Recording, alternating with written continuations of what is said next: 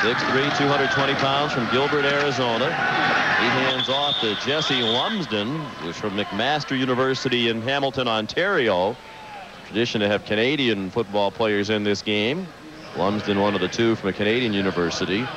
We've talked to a lot of players the last couple of days, Bob, and heard a lot of interesting stories. Sean, who runs a straight line path every time the ball snaps, is also an excellent receiver. Jesse Lumsden from McMaster University in Canada. He's excited to play here. He's one of the great college players in the history of Canadian football. He won the Heck Crichton Trophy as the most outstanding player in Canadian college football. This year, he rushed for 1,800 yards, 10.2 yards per carry. Well, this is stealing for him. There's only 11 guys out there.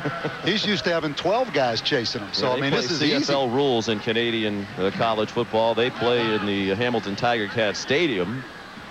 McMaster University of Hamilton, he told us, a school of about 18,000 students. He's from Western Canada. His dad, Neil, played for the Edmonton Eskimos with Warren Moon. Fitzpatrick can run, was willing to do that today. And the handoff to Lumsden through the hole. He's talking about him as a CFL player, but he said, my primary goal is the NFL. If that doesn't work out, I'd be delighted to play in the CFL. Well, he's opening some eyes. I like when you asked him, what is the biggest difference that you've seen this week? He said, well, the holes here seem to open and close a lot more quickly. Yeah, but how about Harvard handing off to McMaster College? A few minutes ago, we had Harvard throwing an out route to Florida State. Only in the East-West Shrine game do you get those kind of combinations now.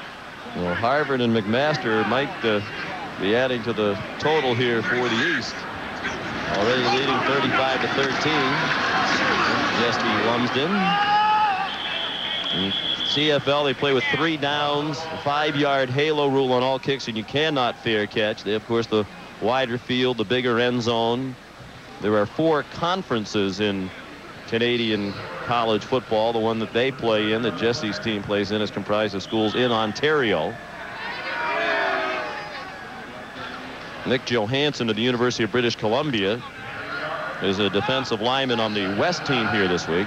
And there is another native Canadian, Nick Kaczur, who's an offensive lineman from the University of Toledo. He's from Brantford, Ontario originally. He's playing this week for the East. 2nd and 7 for the East, leading 45-20. Under a minute and a half to go in the 3rd quarter. Here at the 80th annual East-West Shrine game.